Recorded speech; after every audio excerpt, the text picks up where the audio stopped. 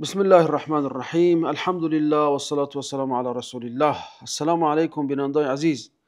ما در حلقه گذشته درباره خطر تکفیر صحبت کردیم و خطر آن را از آیات و احادیث و اقوال علما اثبات کردیم و خیلی نقل‌های زیاد هم استاد ماشاءالله آوردن. خب بعضیا برای ما نوشتن که هی شما مسلمانو فقط به جان هم میافتید و این و آن. در حقیقت این انسان‌ها از تاریخ بی‌خبرن. تاریخاً ببینیم مثلا تکفیر هم در یهود وجود داشت، هم در نصارا وجود داشت، هم در هندوز و تمام دین‌ها داشتن این چیزا. مثلا یهودا به عباره اینکه اونها مردمان اختیار شده از طرف خدا همه رو تکفیر میکردن، همه رو انسان حساب نمیکردن. نصارا آمدن مثلا بیناشون هم تکفیر بود، می آمدن پروتستانتا کاتولیکا رو، کاتولیکا پروتستانتا رو.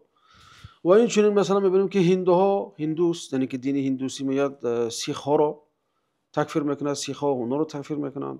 و در تاریخی مثلا مردمی آریایی هم مثلا میبینیم که زردشتی ها آمدند و مانوی ها رو تکفیر کردن، مانوی آمدن اونا رو تکفیر کردن. یعنی یگان ملت یگان دین نیست که در اون این تکفیر وجود نداشته باشد. امروز باشد عزیزان بیننده ما درباره چی چیز انسان از اسلام بیرون میکند، درباره مانعه های کفر و اطراف اون صحبت میکنیم و انشاءالله دلیل ها از آیات و احادیث و اقوال علما خواهد بود، برای اینکه شنونده قانع شود. برای اینکه هدف ما اساسی این است که برای مردم این حکم شرعی را بیان کردن است. حکم شرعی مثلا همین تکفیر چی است که ما در حلقه گذشته خیلی صحبت کردیم، باز اینجا اون را دوام خواهیم داد.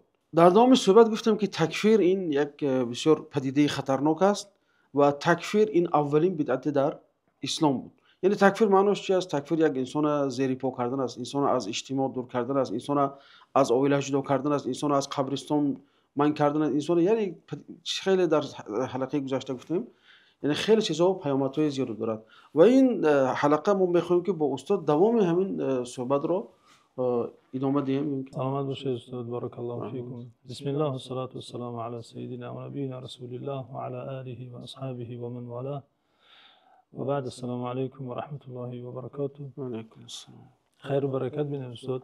البته بنده خودم رو مهمان این برنامه نمی‌حسابم، بلکه با هم گفتگوی خواهیم کرد که امید داریم بینندگان بهره برای خود بردارند. در مسئله تکفیر باشد، البته خیلی جای تأسف است که این عادت میانی بعضی جوانان پیدا شده و این فساد دینی، فساد اخلاقی و جهل به احکام شریعت که در آنها دیده می شود خیلی مدهش است، خیلی جای تأسف است.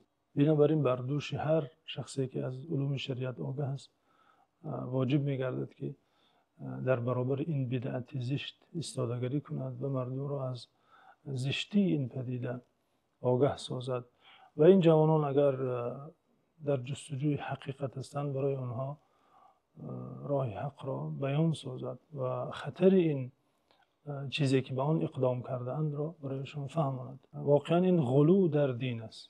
غلو در دین یعنی زیاده روی در دین که قرآن عظیم شان از این چیز بندگان را به شدت نهی کرده.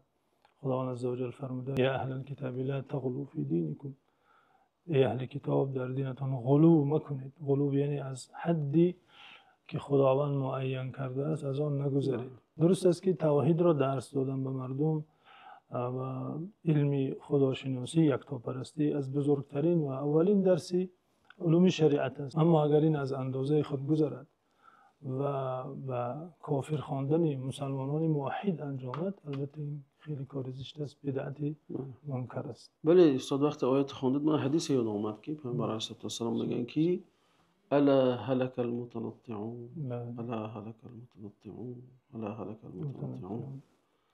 یعنی انسان‌های هم تندرو رو، انسان‌هایی که در همین چیز تندروی میکنن در یکون عبادت یا عقیده، پیامبر علیه السلام به هلاکت مژده دادن. یعنی هم می‌بینیم که اون حدیث 3 نفره که پیش پیامبر علیه السلام اومدن گفتن که من، یکیش گفت من یه عمر روزه می‌دارم، دیگه‌ش گفت من فقط نماز شب می‌خونم، دیگر چی نمی‌کنم، دیگه‌ش گفت من دیگر با زنم هم خوابه نمی‌کنم، هم خوابگی نمی‌کنم. یعنی که پیامبر همه اونا رو نهی کرد. گفتم من از همه شما دیده خدا ترسم، از همه شما دیده به خدا نزدیک‌ترم، لیکن من این چه توانه کردم.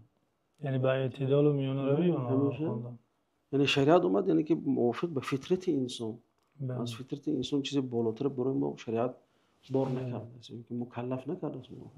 یعنی در همه امور شریعت شخص مسلمان میباید حد وسط و اعتدال را ملازمت کند و پایبند باشد و به این صفت خداوند عزوجل این امت را مدح کرده و کذالک جعلناکم امة وسطا، یعنی ما شما را امتی وسط قرار دادیم. آنگونه که امت اسلام در میان دیگر پیروان دیگر دینها وسط هستند، اهل سنت و جماعت نیز در میان فرقه هایی که منسوب به اسلام اهل وسطند.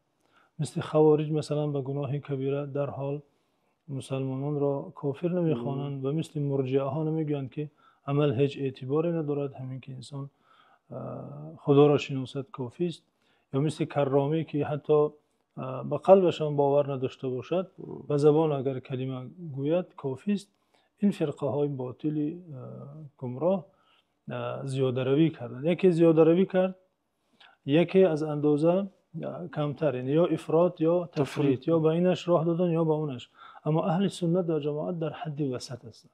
هر کسی لا اله الا الله گوید و اسلام او ثابت شود و مسلمان باشد، احکام شریعت را اجرا کند، به هر اشتباه و گناهی که میکند او را در حال از دایره اسلام بیرون نمیسازند.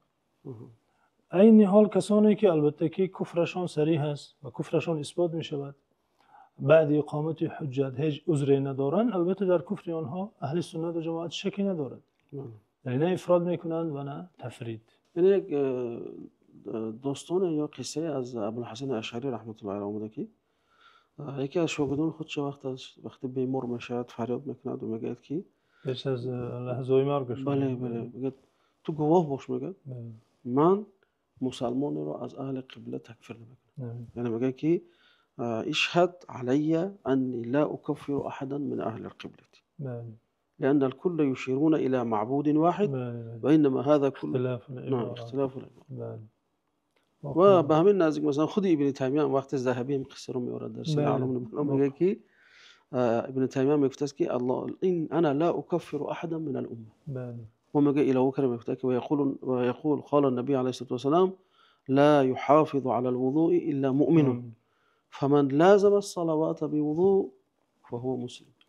ابن تیمیه ابن تیمیه که یعنی نامش خیلی سیاه کردن بیچاره، که تمام اون فتواهایی که بالی امت با اون تخت و تاز میکنن، بالی امت نیزه میکنن، مثل نیزه میکنن، فتواهاشون شمشیر میکشن بالی امت، شمشیر زبونی، یعنی همه اینا به خاطر مثلا به نام ابن تیمیه است. لیکن ابن تیمیه میبینیم که در اینجا میگه که من یگان امت کافر نمیکنم. یا خود استاد میبخشید مسئله همون اصلی مسئله که مثلا تکفیری ها مثلا هجوم شروع کردن، مسئله رافضی ها بود یا شیعه ها بود.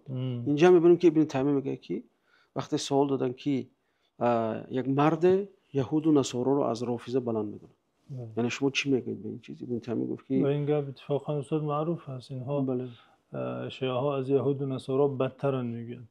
این گونه عباره ها وارد شده، اما ببینیم که شیخ الاسلام شیخ الاسلام میگن که كل من كان مؤمنا بما جاء به محمد عليه الصلاه والسلام فهو خير من كل من كفر به.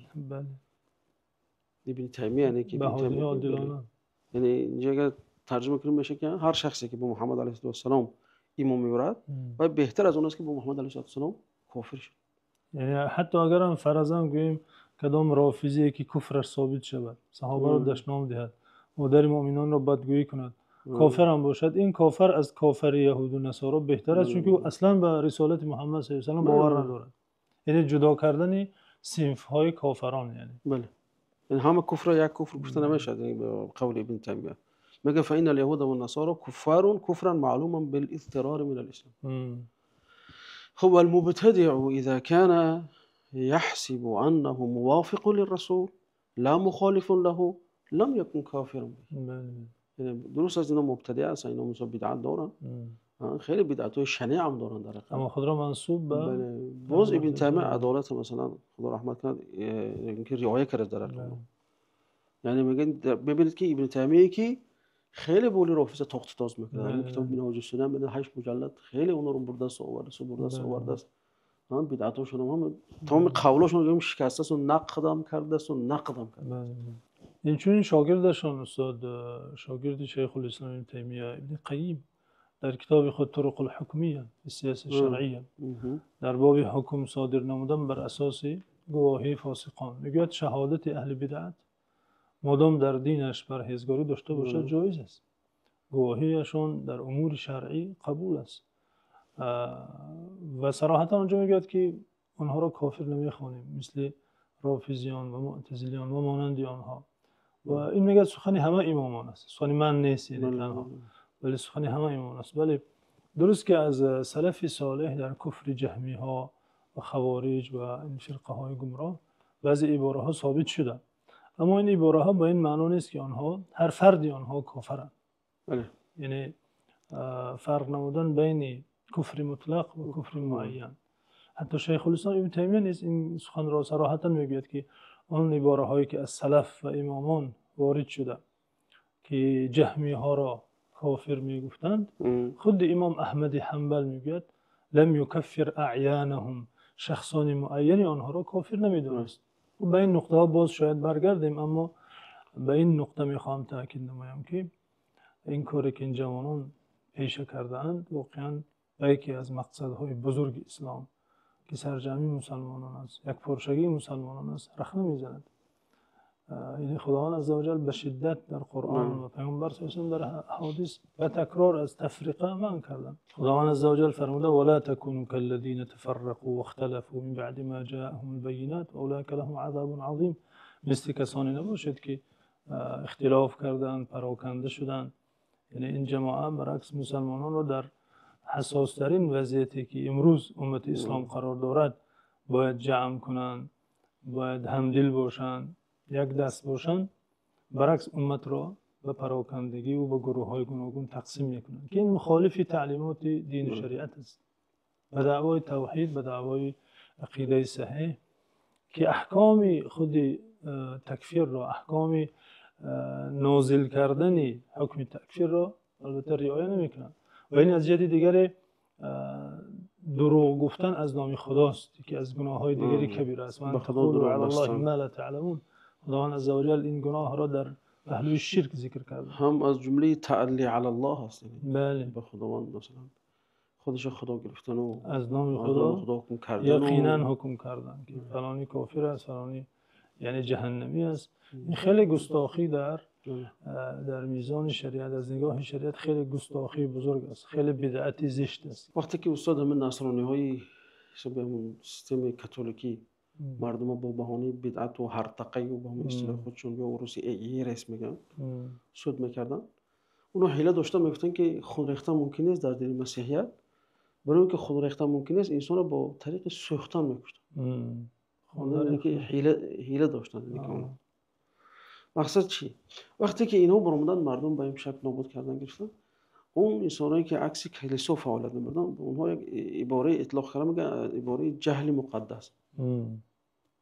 جهل مقدس یعنی که بسیار ممکنه هم خیلی انسان رو تکفیر کردن، از مثلا نصوص خود همون کتاب خودشون بخبر بدون هم تکفیر می‌کردن، به این جهل مقدس اونها رو چی می‌کنن. یعنی اون گونه که در آغاز برنامه اشاره کرده در همه دین و آیین‌ها این گونه طایفه زیاده رو بوده که طایفه دیگری را کافر می‌خواندند. یک سبب دیگر که این جوانان به این ورطه رفتند یا به این گرداب افتیده گرفتار شدند این است که از قواعد شریعت، از آن عقیده‌ای که امامان آن را در کتاب‌های معتبر نوشتند و آن خلاصه همه آیت و حدیث هاست، از آن بیخبر یک باره رفته از قرآن و از احادیث به واسطه خواستند حکم گیرند و خلاصه گیری نمایند و طبق همان آیت یا همان حدیث به کسی حکم صادر نمایند. یعنی وقتی از منظومه معرفتی علوم شریعت بیرون شده خواستن به دلیل‌های جزئی عمل کنند. هر شخصی وقتی شریعت را به شکل جزئی می‌نگرد البته چون اشتباه از او سر می‌برد، خواهد یا نخواهد. برای اینکه یک حدیث را شخص درست فهمد باید از همه حدیث‌ها با خبر در همون باب در همون با اون نزدیک. بله. برای اینکه شخص یک آیه قرآن را درست فهمد باید از همه قرآن، از همه آیه‌های قرآن باید آگاه باشد. صد ببخشید این از بینید اینجا دعوای سلفی دارن، دعوای پیروی سلف دارن. لیکن اصل قاعده این است که ما قرآن رو به فهم سلف میفهمیم. بله. یعنی اون اصولی که اونها فهمیدن به همون اصول، چون اونها مثلا به عهد پیامبر نزدیک بودن یا صحابه مثلا با پیامبر زندگی کردن، برای ما فهم اونها رو برای خود حجت میگیریم و به اون تکیه میکنیم. لیکن متاسفانه این جوانایی که نابرو بودن پروای این چیز ندارن. بله. جا دارد که اینجا سخن امام ابو حنیفه را برای بینندگان خوانده ترجمه کنیم. سخنی که همچون قاعده در مسئله اعتقادی است. امام در رساله اعتقادیشان که معروف از فقه اکبر نام دارد میگه ولا نكفر مسلما بذنب من الذنوب وان كانت كبيرة اذا لم يستحلها ولا نزيل عنه اسم الإيمان ونسميه مؤمنا حقيقة ويجوز أن يكون مؤمنا فاسقا غير كافر. هیچ مسلمانی را به هیچ گناهی اگر چند گناه کبیره هم باشد کافر نمیدانیم به این شرط که گناه را حلال نشمارد. گناه را اگر حرام خدا را گناه ها را اگر حلال اعتقاد داشته باشد البته که این مسئله دیگر است، از ملت اسلام بیرون می شود.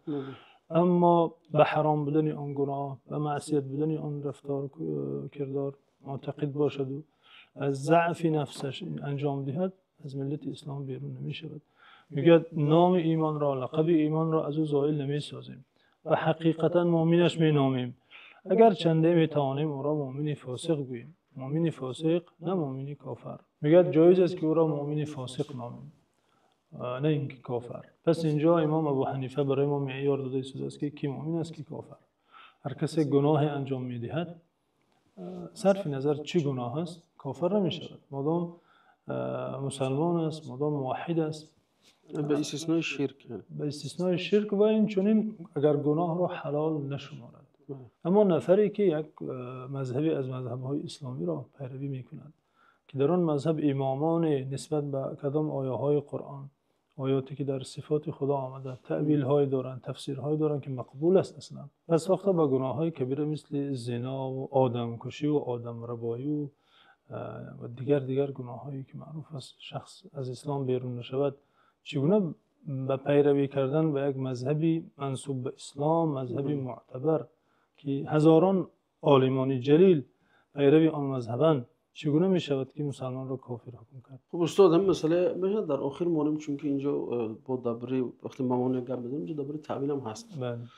خب ما اینجا یک چند چیزایی داریم که انسان از اسلام بیرون میکنند. بعضی گناه ها هست مثلا استهزاء با به دین یا اینکه اعتقاد بد نسبت قرآن داشتن، چی به نقص بودنش چی به زیاده بودنش چی بعد دیگه. یا شخص اعتقاد کنه که قرآن را محمد صلی الله علیه و آله از پیش خود تألیف کرد مثلا، یا اینکه دعوای نبوت کند بعد پیامبر علیه السلام، یا اینکه پیامبر داشت نمیده یا پیامبرای دیگر یا اینکه فرشته‌های مثلا داشت نمیده. خیلی یک مسئله آوردن علما هم رو ذکر کردن که همچون انسان از دین خارج میکند و سب الصحابه آوردن که این مثلا خیلی مهم است برای اینکه باز میگردیم با مسئله که اصل مشکلی که همین بود تکفیری اومدن و به این مسئله مثلا با متهمت‌های زیادی بستن، یعنی دشنام صحابه، دشنام دادن صحابه. ببین اینجا باز ابن تیمیه رحمت الله علیه باز موقعش میبینیم، یعنی وقتی علمای اهل سنت و جماعت اومدن هم دشنامی که رافضه مثلا میتونن اصحاب پیامبر صلی الله علیه و آله ازواج پیامبر میگن که ابن تیمیه اومد بین دشنام و دشنام فرق گذاشت. میگه که اگر میگه فمن اقترن بسبه دعوى ان عليا اله او انه هو النبی، اگر همراه دشنام خودش اعتقادی به الوهیت علی داشته باشد یا به نبوت علی داشته باشد میگه فهذا لا شک فی کفر. کافر آدم میگه شک نیست کافر است. دشنام دیهد لیکن اعتقاد خیلی اعتقاد نسبت حضرت علی نداشته. دیگه اینجا میگه که ما رو مبتدع میگیم دیگر مثلا حکم تکفیر نمیتونم فقط برای دشنام دادنش.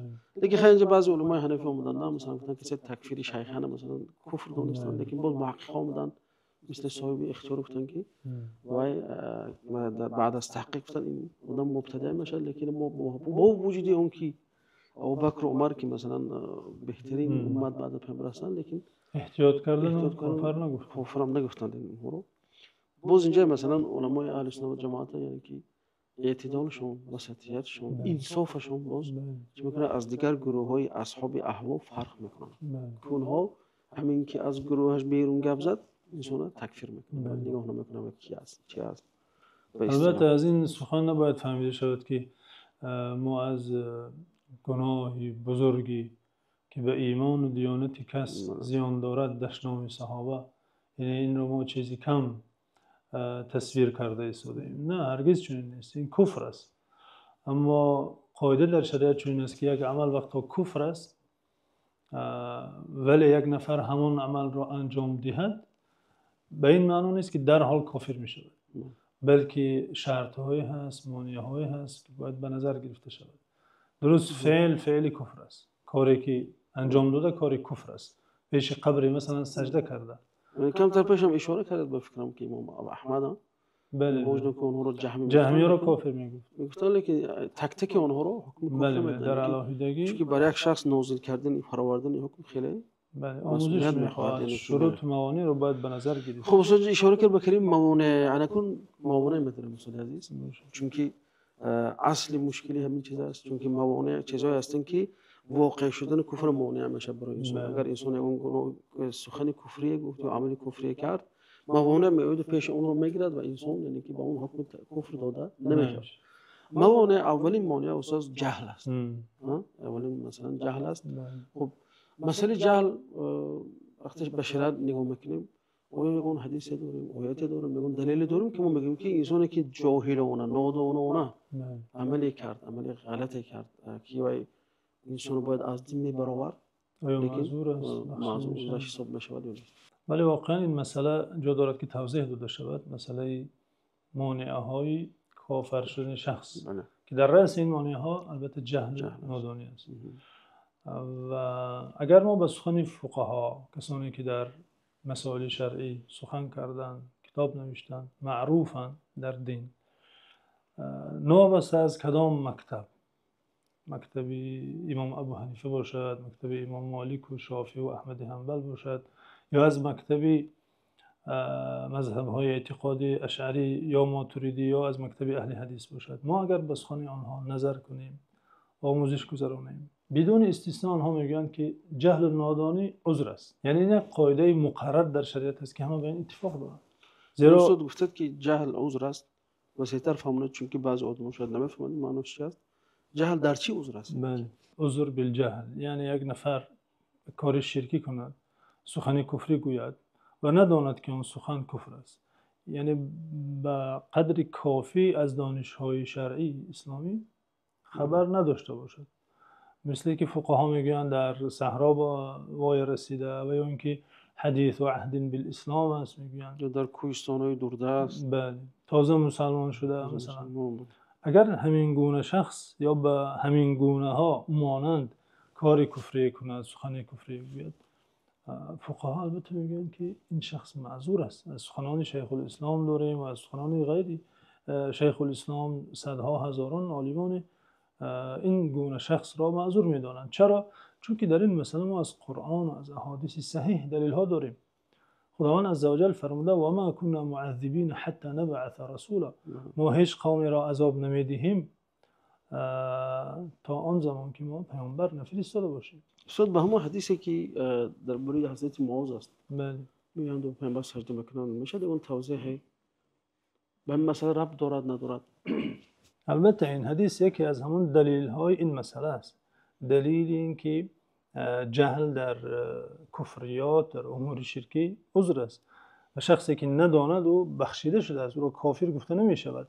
حدیث معروف است که آن را امام ابن ماجه در سنن خود و امام ابن حبان در صحیحشان، امام احمد حنبل در مسند روایت کردند که حضرت معاذ وقتی از شام برگشتند پیش پیامبر صلی الله علیه و سلم سجده کرد. رسول خدا صلی الله علیه و سلم به حضرت معاذ گفتند ما هذا یا معاذ، ای معاذ این چی کار کرده است؟ قال اتیت الشام فوافقتهم يسجدون لاساقفتهم و بطارقتهم فوددت في نفسي ان نفعل ذلك بك یا رسول الله. من چون شام رفتم دیدم آنها پیش اسقف و پاتریارخ و اینها سجده میکردن، نزد پیشوایان دینشان. من هم دوست داشتم که برای شما این کار را کنم. یعنی مدومی که یا نصرانی برای یا اسقف و یا پاتریارخ سجده میکنه، شما که پیامبر خدا هستی. بله بله. یعنی به همین چیز به همین فکر اومدن و سجده کردن. بله. پیامبر در جواب گفتن که بله پیامبر صلی الله علیه و گفتن فلا تفعلوا، این کارو نکنید. اگر برای من اجازه می بود که کسی را گویم پیش کسی سجده کند، میگفتم زن پیش شوهرش سجده کند به خاطر بزرگی حق شوهر بالای زن. امام شوکانی در نیل الاوطار میگوید و فی هذا الحديث دلیل على ان من سجد جاهلا لغیر الله لم یکفر. امام شوکانی میگوید در این حدیث دلیل بر آن است که شخص پیش کسی جاهلانه سجده کند، نداند که این سجده او عمل کفر است، لم یکفر، کافر نمی شود. ام لم یکفر هم خانه می شود، یعنی او را کافر گفته نمی شود. یعنی ببینید که صحابه پیامبری گمان نمی‌رود که دانسته این کار غلطه کرد. بله یعنی بله. حتما که نادانسته کرده. یعنی پیامبر صلی الله علیه و آله او را تعلیم دادن این نکن. بله. نگفتن این شرک است تو کافر شدی از نو، یعنی کلمه شهادت گفت. اتفاقا عیناً به حادثه حضرت معاذ حادثه دیگری داریم از صحابی دیگر استاد که امام ابو داود روایت کردن در سنن خود آوردن از قیس بن سعد صحابی دیگری که میگه اتیت الحیره فرأیتهم یسجدون لمرزبان لهم. من از شهر حیره آمدم، در آنجا دیده بودم که مردم پیش یک مرزبان یعنی پیشوای همون قوم و قبیلهشون سجده میکردن. فقلت رسول الله احق ان یسجد له. بدیلم گفتم فرستاده خدا سزاوارتر است که پیش او سجده کنیم. فاتیت النبی صلی الله علیه و سلم فقلت إني أتيت الحيرة فرأيتهم يسجدون لمرزبان لهم فأنت يا رسول الله أحق أن نسجد لك. قال أرأيت لو مررت بقبري أكنت تسجد له؟ قلت لا. قال فلا تفعلوا. قیس بن سعد فعلا سجده نکرد ولی پیامبر صلی الله علیه و سلم را پرسید که من چنین عادت دیدم در قوم در شهر حیره و من میگویم که شما شایسته ترید به این کار، یعنی پیشنهاد دارند که اگر اجازه دهند سجده کند، اما پیامبر صلی الله علیه و سلم میگوید که نه. آیا بعد گذشتن من پیش قبر من آمده مگر سجده میکنی؟ قیس گفت که نه. پس گفت که نکن. در حالتی در قید حیات بودن نیز پیش من سجده نکن. یعنی پیامبر صلی الله علیه و سلم تعلیم دادن و بیان کردن که این نفران نمیدونستند پس معذورن. یعنی این قیس بن سعد بن عباده است پسر زعیم انصار مثلا همین حکم مثلا نمیدونست. بله. پیامبر اون نکوهیش هم نکردن، فقط فهمیدن برای خوبی. بله.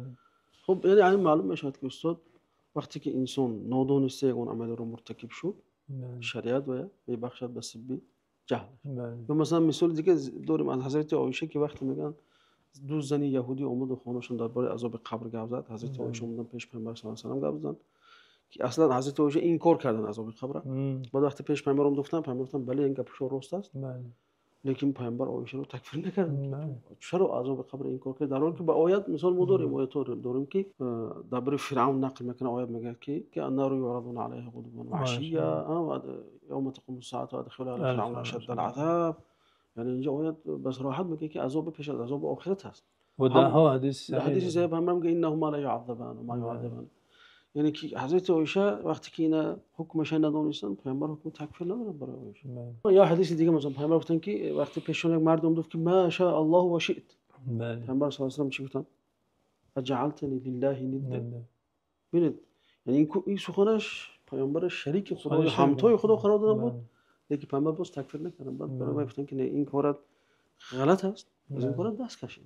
این چون حدیث دیگری که در سنن ابن ماجه آمده و اهل حدیث حدیث را صحیح گفتن که حضرت حذیفه بن الیمان از آخر زمان نقل کردن یدرس الاسلام کما یدرس وش الثوب. گفتن در آخر زمان احکام اسلام یک یک از بین می رود آنگونه که نقش لباس خیره می شود از بین می رود. بعد بسیار شستن استفاده تا درجه ای که نه نماز میماند نه روزه ولا نسک ولا صدقه. یعنی این عبادت های معروف مشهور از بین می رود. تنها همین میماند که مردم لا اله الا الله میگویند. و این شنونده که از حذیفه بن الیمان این سخن را شنید تعجب کرد. سیله یعنی نامش تابعی از بزرگان تابعی است، گفت که یا حذیفه وقتی که نماز نخوانند، روزه نگیرند، حج نکنند حالشان چی می شود؟ یعنی به نظر او که آنها مسلمان نیستند مادام این همه شعارهای بزرگ دین را ترک کرده باشند. میگه حذیفه بن الیمان او را جوابی نداد. دوباره پرسید، این تابعی دوباره پرسید که پس آنها حالشان چی می شود ای حذیفه؟ بازم جواب نداد. باری سوم پرسید، یعنی حضرت حذیفه بن الیمان در باری سوم گفتن که همین کلمه لا اله الا الله تنجیهم من النار از آتش دوزخ آنها را نجات میدهد. چون که آن قوم گفتن تنها ما از دین لا اله الا الله میدونیم، این را از پدر و اجدادمون شنیدیم، دیگر نه نماز خوانده میتوانستن نه حج نه روزه. اما همین که کلمه توحید داشتن حذیفه بن الیمان به این تابعی یاد داد، تعلیم داد که این کلمه آنها را از آتش جهنم نجات میبخشد. ببینید استاد باز فهم صحابه ولی یعنی اون تابعین یعنی عکس اینو فهمیده بود. و این چنین درک شرف کلمه توحید که این کلمه قدر بزرگ است که هر کسی در دل دارد و زبان را اقرار میکند این الکی مسلمان است. حدیث دیگری از استاد از عمار ابن یاسر وقتی که پیامبر صلی الله علیه و آله میگن که انسان کلمه شهادت میگه وارد بهشت میشود، بله میگه و این زنا و این سرق و این بله زنا و این سرق، اگر زنا کند دوزی کند هم وارد بعد این جنت صحابه دو میشه. بار سه بار وقتی بار بله. میگن پیامبر میگه که ابولی بینید گذشته میگن جنت میره مثلا. یعنی تو خواهی نخواهی وارد اونها جنت یعنی میشه. وارد بهشت میشه. در حقیقت یعنی به فهم خود صحابه یا فهم پیامبر صلی الله علیه و آله یعنی که از نصوص اون چیزی که از برون کس وحی میشد صحابه ببین گرچه که همین که فهم کمتر خطا میکنن پیامبر در جوش اصلاح میکردن، چون که لا یجوز تاخیر البیان عن وقت الحاجه، که در وقت که خطا شد باید پیامبر خطا رو اصلاح کنه. استاد یعنی که بعض قولا رو ذکر کنم در این مسئله. مثلا ما اینجا ببینیم که امام ذهبی رحمت الله علیه میگن که فلا یأثم احد الا بعد العلم و بعد قیام الحجه علیه، چون با هم آیاتی که شما ذکر کردید و ما کنا معذبین حتی نبعث رسول، میگه که یعنی که یگون کس یعنی که گناهکار نمیشد مگر بعد اون که در اون چیز دانش پیدا کرد و علم پیدا کرد. بعد میگن که وقد كان سادة الصحابه بالحبشه، در حبشه یک قسم زیادی صحابه بود، لیکن اینجا میگه وقتی مدینه اومدن اینجا احکام الهی زکات برآمد، احکام مثلا دیگه عبادت روزه‌داری تشریع شد، یعنی بعضیش تو حرام شد اونا خبر نداشتن، با همون چیزی که از مکه با خود برده بودن از اسلام با همون زندگی میکنن، کسی مثلا اونا رو با این جهلشون تکفیر نکرد.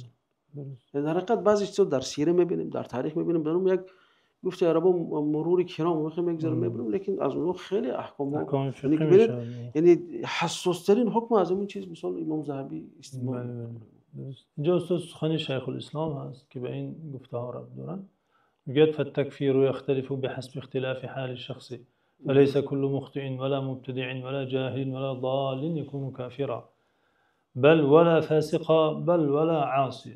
یعنی این انصاف رو ببینید، شیخ الاسلام میگه کافر خواندن شخصی از شخص دیگر فرق دارد. نمیشود یک قاعده عمومی را گرفته همه مردم را تکفیر کرد که این سخن کفر است، پس هر کسی این سخن را گفت او کافر است. یعنی تکفیر قولی نیست که بولی هم زدن. بله. میگه یختلف بحسب اختلاف حال شخصی، حالت شخص را دیده حکمش فرق میکند. عیناً یک سخن را ممکن دو کس به زبان میارد، یکی از آنها میتواند کافر شود دیگری کافر نشود. چرا؟ چون که شرط های کافر شدن در او پیدا نیست، چون که مانع های کافر شدن در او دیده می شود. بنابراین این قاعده خیلی مهم را میگن کافر شدن شخص یا کافر خواندن شخص از شخص دیگر از حال شخص دیگر فرق دارد. میگه فلیس کل مخطئ ولا مبتدع ولا جاهل ولا ضال یکون کافرا. نه هر شخصی که خطا میکند یا بدعتکار است یا جاهل است، عذر بالجهل، یا نه هر شخصی که گمراه است کافر می شود. بل ولا فاسقان بل ولا عاصیان، بلکه بعضا حتی فاسق گفته نمی شود اون شخص را، بلکه حتی او را گاها عاصی گفته نمی شود. نمی توان گفت گناهگار است چون که این عذرها را دارد. یعنی این قول انسانی که منظومه شریعت هضم کرده است، بله، شریعت فهمیده است بالکل، یعنی بله، در مسائل اعتقادی خیلی زیاد نوشته ها دارد.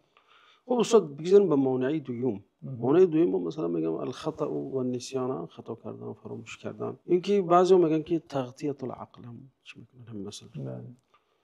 خب خیلی ما آیت داریم که ربنا لا تؤاخذنا ان نسینا و اخطأنا. خب در وقتی که دوام میکنم اینجا در تفسیر میگن که در ایجاب در دوامش الله تعالی قد فعلت، یعنی من بخشیدم اون چیزی که شما خطا کرده یا که فراموش کرده. اتفاقا زیادی از فقها این آیه را آورده با این حدیث ذکر میکنن، میگن خطای این امت را خداوند عفو کرده. خب در این مسئله استاد حدیثی هست که از مادر ما عایشه رضی الله عنها آمده است، میدونی که یعنی که محبتی که پیامبر با عایشه داشتن با یک زن دیگرش نداشت. آشکار گفتن. بله. این صحابه پرسید که محبوب ترین کس برای شما کیست؟ گفت عایشه. گفت منظوری من از مرد هاست. گفت پدرش. بله. بعد زنها جمع شدن، یعنی که گفتم اینجا پیمان شد، یعنی که اینجا پیمان تشکیل کردن. حضرت فاطمه دختر پیامبر همچون نماینده وکیل خود برای پیامبر فرستادن. بعد گفتن که حضرت فاطمه اومدن گفتن که ان ازواجک یا رسول الله ان ازواجک ارسلننی الیک یسالنک العدل فی ابنتی ابی قحافه. خب ببینیم اینجا حضرت فاطمه رو فرستادن تو اینکه حضرت فاطمه پیش پیامبر رو میدونن که مکانت فاطمه خیلی بلند است. وقتی در اومدن میگه من پیامبر، من با پیامبر تکیه زده بودم، و گفتن که مرا زنهای تو فرستاد تا اینکه در مسئله عایشه عدالت کنی. ناراضی خودشون رسونده. بله به توسط یعنی حضرت فاطمه رو یک رولی مثلا که ادوکات رو برای اون زنها چیکار. میگه حضرت عایشه من میگه خاموش شدم میدونم که فاطمه در پیش پیامبر چه مکانت داره. پیامبر صلی الله علیه و آله گفتن که ای دخترم گفتن الستی تحبین ما احب. یعنی پیامبر فاطمه رو با نصیحت کردن گفتن اون چیزی که دوست می‌دارم دوست نمی‌دارم همش درست می‌دونم. خب گفتن که فاحبی هذه ای عایشه دوست دارم. پیامبر بعد میگه فاطمه خیلی تو رفت.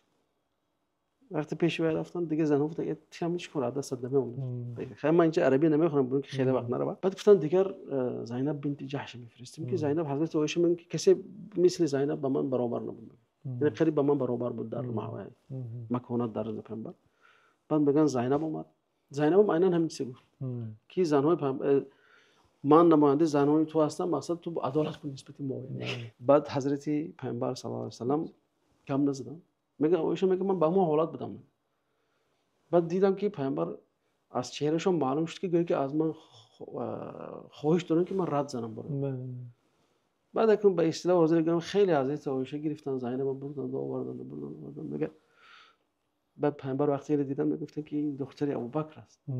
یعنی که حضرت خلاص اینجا چی است؟ یعنی که مسئله عدل یعنی که پیامبر با مگر عدل نمی‌کردن یعنی که عادل ترین همین ایوری عدل اینجا یعنی که از چیکار از جهت جهل صادر شده. لیکن هیچ کی نمیاد اینا رو مثلا تکفیر کنه. خود پیامبر هم مثلا ایتاب نکنه. چون اینجا اصلا گیرم ریشش رشک بود. نه حقیقتی است. بله. این بازم تأثیری چیه؟ یعنی که تأثیر بعضی این فعالیت انسانی در همش این چیزا ان شاء الله در مانع آینده ان شاء الله میاد. ولی عذرها گوناگونن. اون حدیث دیگری که اون نفر شترش را در صحرا گم میکند دوباره پیدا میکند از شادی میگوید پروردگارا تو بنده من هستی من خدای تو. یعنی عقلش پوشیده شد. عقلش پوشیده از فرط شادی دیگر زبانش را اداره کرده نتوانست سخن کفر گفت.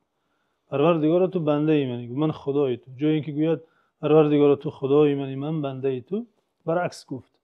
اما به اجماع مسلمانان این شخص کافر نیست و این معذور است. این چون این شخص مست را فقها ذکر میکنن که شخص زیر تأثیر مواد مخدر قرار گیرد یا می نوشد و سخن کفر گوید کافر نمی شود. چرا؟ چون که در این حالت یعنی سخن او اعتبار ندارد و از قناعتش و از قلبش از ذهنش خارج نشده. یعنی اینجا اصلا همون حدیثی ان الله تجاوز یعنی اینجا اصلا قصد اعتبار داره. بله. یعنی ببینید چه بعد این قصد یه چیزی است که انسان نمیدونه پوشیده انسانی که در هم بله بنابراین انسان نباید که در تکفیر خیلی سرش باشه. اون گونه که پیامبر صلی الله علیه و آله به اسامه بن زید گفتن آیا سینه او را شکافته دیدی که از ترس گفت یا که صدق گفت. یعنی پس سینه ها امر باطن است و هیچ کسی معلوم نیست. درست که بعضا بر رفتارها و گفتارها شخص کافر می شود وابسته از حالت قلبش، ولی این بعد اقامت حجت، بعد آموزش، بعد آن که ببینیم آیا شرط های کافر شدن در او هست، مانع های. استاد باز همین یک قول علما مثلا خیلی این چیز ما ذکر میکنم برای خاطر فقط تقویتی چیز یعنی که همین استدلال خود مثلا ابن قیم میگن که کسی که در مصادر و سرچشمه‌های شریعت تدبر میکنه برای و معلوم مشاهد که میگن شریعت لفظ عربی میگه که الغا الالفاظ التي لم يقصد المتكلم بها معنى. یعنی وقتی خیلی اون قصه ذکر کردن شما گفت که اللهم انت عبدی و انا ربک. یعنی اون کلماتی که مثلا ابن قیم میگن که انسان میگوید لیکن معناش قصد نداره چون همون انسانی که شطورش یافت وقتی گفت که تو بندی من خدای تو یعنی اینجا قصد نداشت قصدش برعکس بود. شریعت میگه اینجا چقدر الغا کرد و این سخنش غیر معتبر بود. بعد اینجا مثالات گفت که بل جرات علی گفت که مثل نائم آدم خواب آدم فراموش کرده آدم مست آدم جاهل آدم مکره انسانی که مجبور میکنه این کلمه رو بگوید.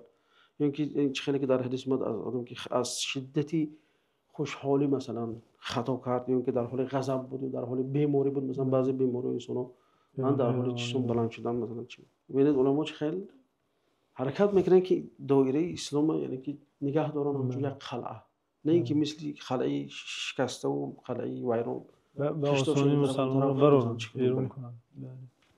یه استاد من قصه حمزه رو مثلا ببینیم رضی الله عنه پیامبر علیه السلام میگه که هل انتم الا عبید لابی. پیامبر میگه تو برای بدن من بنده بودیم مثلا. بله. لیکن با وجود شریعت اعتبار نگرفت، چون که اون زمان حال حرام نشده بود، عرق حرام نشده بود. حمزه این کلمه رو بله. نطق کرد که این کلمه اصلا بله. از شریعت بیرون کننده بود، لیکن پیامبر کفر نگفتن، یعنی تکفیر نکردن حمزه رو. این چنین حدیث صحیح دیگری که از اون قبیله نقل میکند، از افراد آنها کسی کشته شد و آمدن دعوای خونبها کردند و پیامبر صلی الله علیه و آله با آنها صحبت کرد و راضی شدند، به چیزی معینی راضی شدند. پیامبر صلی الله علیه و آله بالای منبر برآمدند، گفتند که فلانی ها به این اتفاق راضی شدند. آیا مگر چنین نیست؟ گفته از آنها پرسیدند، آنها گفتند نه چنین نیست. پیامبر صلی الله علیه و آله دوباره فرمودند، رفتن با آنها گفت و شنید کردند. یعنی اگر این خیل گیریم، آنها پیامبر صلی الله علیه و آله را تکذیب کرده ایستادند، روزگی خود را دادند، اما پیامبر صلی الله علیه و آله بالای منبر که برآمدند انکار کردند، گفتند نه چنین نیست. لیکن رسول خدا صلی الله علیه و سلم با آنها گفتند که این کفر است، شما کافر شدید، بلکه فرآمدند با آنها دوباره صحبت کردند، دوباره روزگی آنها را به دست آوردند و طرفین رو یعنی راضی کردند. یا به هم معنا نزدیکتر این که شاید که اگر در چی کنیم شنیعتر است، وزنی‌تر است که وقتی حالا مثلا باز عرق حرام نشد، کدوم صحابه امامی کرد، امامتی کرد، سوره کافرون خوند و گفت که اعبد ما تعبدون، اون چه عبادت میکنیم منم عبادت میکنم. لیکن به سبب اون که آدم مس بود، پیامبر صلی الله علیه و آله که حکم تکفیر ندادن، بلکه باز همون راهنمای خودشون کرد. خب استاد، معنی سوم کلمه اکراه است. معنی سوم اکراه است. اکراه یا مکره، یعنی چی معنی داره در تاجیکی؟ مثلا چه خیلی انسان مکره گفته میشه؟ بله. اصطلاح اکراه اصطلاح شرعی است و شخصی که زیر این حالت قرار میگیرد مکره نامیده می شود.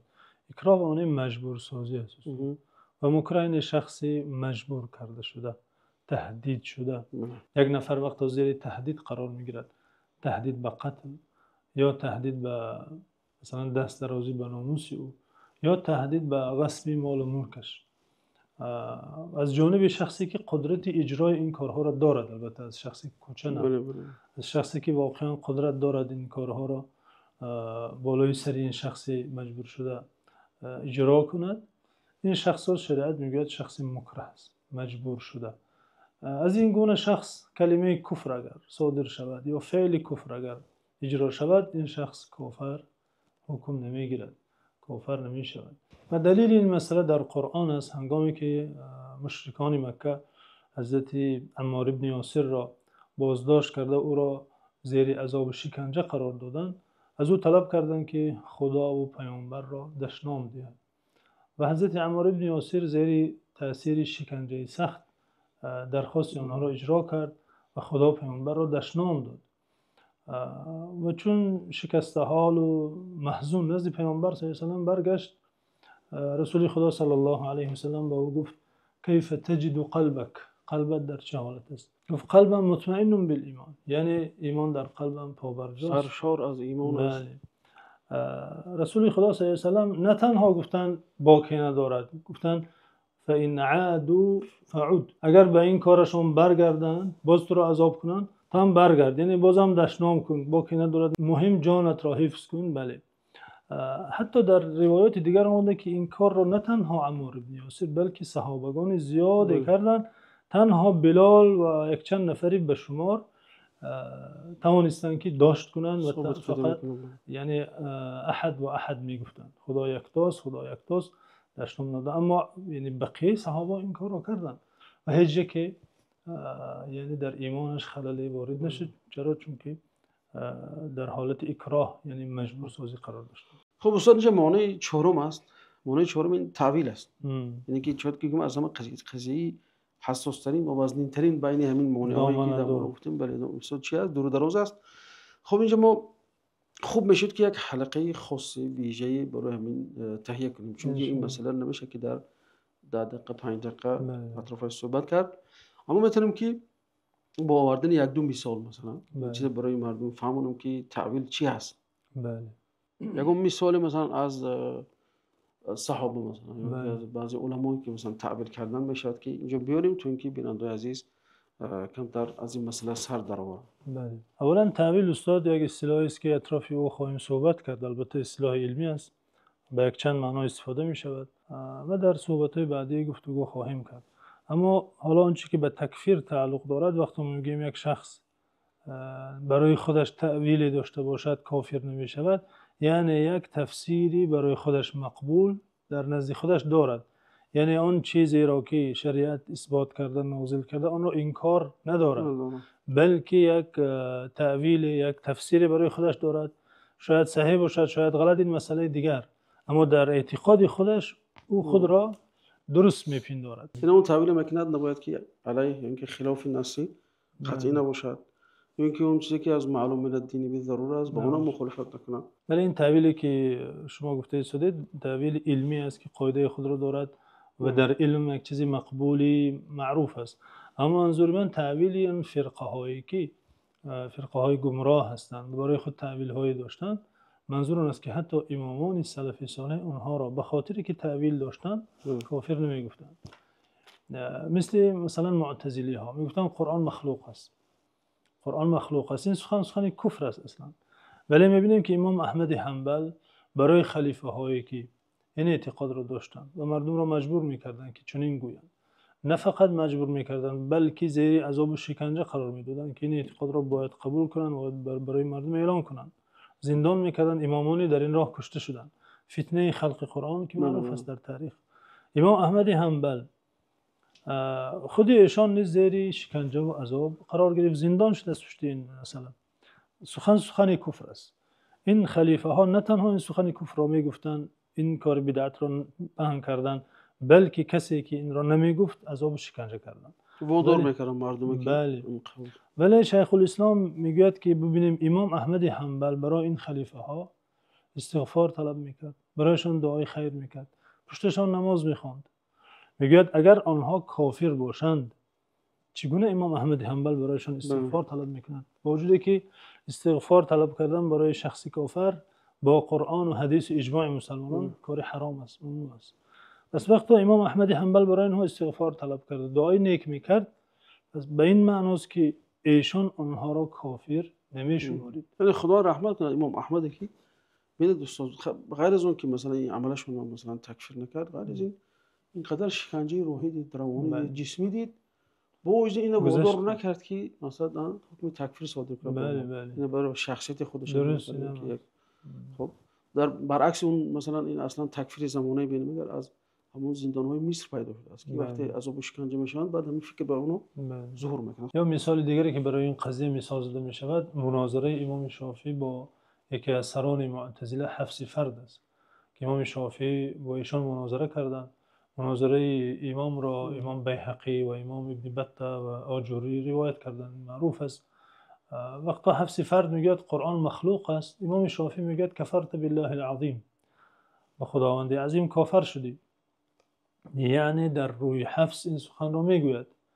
اما امام شیخ الاسلام ابن تیمیه میگه که منظور امام شافعی این نیست که حفص فرد مرتد شده، بلکه منظور امام شافعی این است که گفته تو کلمه کفر گفتی، یعنی تو این حد احتیاط کرده امام شیخ الاسلام.